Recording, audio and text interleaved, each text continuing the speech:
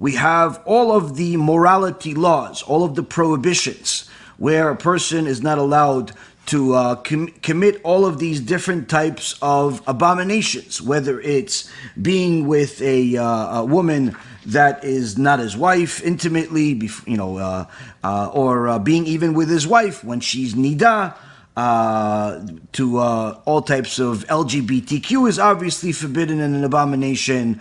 Intermarriage between Jews and Gentiles is forbidden. All different types of laws of morality. And then this week's parasha starts off by telling us, be holy. Be holy.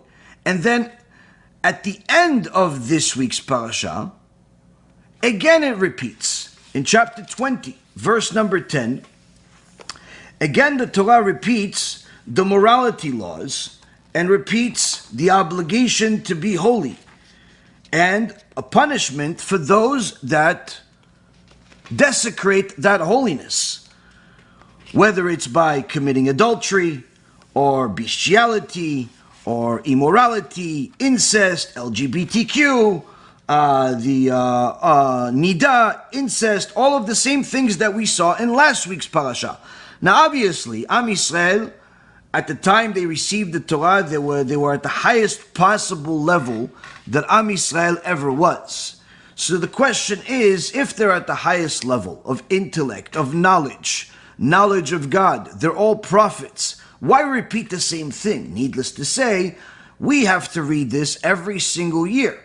If you're following the Shulchan Aruch like a kosher Jew does, and you're reading the weekly parasha 3 times every week, which is 2 times just the parasha and once with the commentary, that means that you're finishing or completing the 5 books of Moses 3 times every single year.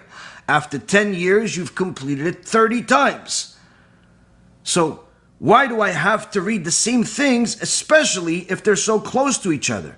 If you would say that these morality laws would be first stated in, let's say, the beginning of the 5 books of Moses, and then again at the end of the 5 books of Moses, then I would say, okay, yes, there's a pretty significant amount of time between the two, especially since in past generations of a couple of thousand years ago, they used to finish the way that the Torah was split, was that they would actually complete the 5 books of Moses every 3 years rather than every year. So there's a significant gap between the two. So you're just reminding us. But no, the Torah is doing it week after week. It's literally a matter of pages.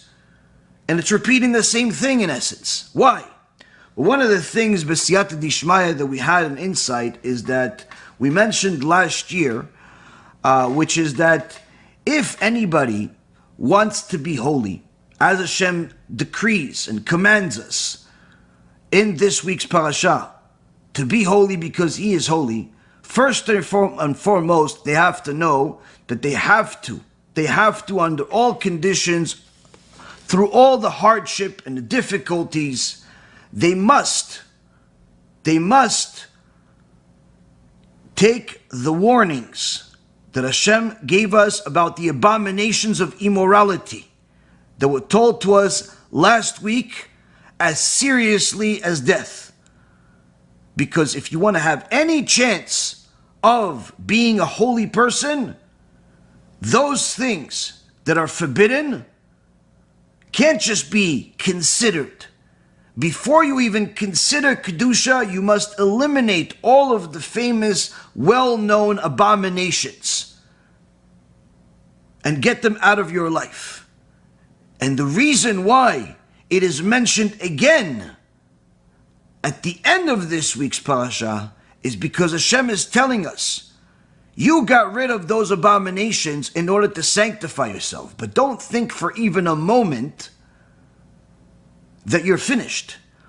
Once you've rid yourself of all of them and have sanctified yourself, you have to constantly and continuously remain knowledgeable about all of them, to stay away from them, to know that they're forbidden.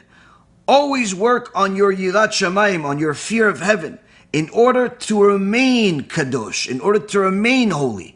It's not enough to achieve holiness for a certain segment of your life. Like many people say, oh yeah, I used to be much holier then, and then I slowed down. What do you mean you slowed down? Do you know how hard it is to eventually get there? How could you just let it go? Oh, it's hard. Well, you realize that the fact that you let it go is going to make it that much harder the next time around. But needless to say, you have to do it. So when a person looks at society today and sees so much abomination everywhere, such lack of morality, such lack of holiness in the schools, in the kindergartens, in the government, in the streets, in business, everywhere, they have to know that this is being shown to you not because you're supposed to be enticed by it, but rather the opposite. When you realize this is all wrong, you realize that this all ends up in a dead-end street, it should actually serve as a reminder for what you don't want. When you see a woman that's walking around immodest, you should actually get to a point where you're disgusted by it. Not that you're yelling at her or you're mad at her. She's clueless. She doesn't even realize what she's doing if she's walking around like that. But rather, you should be disgusted by the fact that this is even attractive to anybody.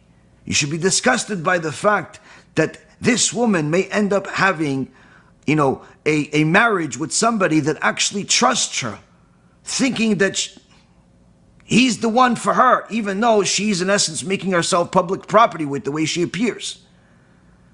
And the reality is, Rabotai Karim, that a person has to sanctify themselves to such an extent where they get disgusted from all of the abominations, regardless of which ones they are. This is the first thing.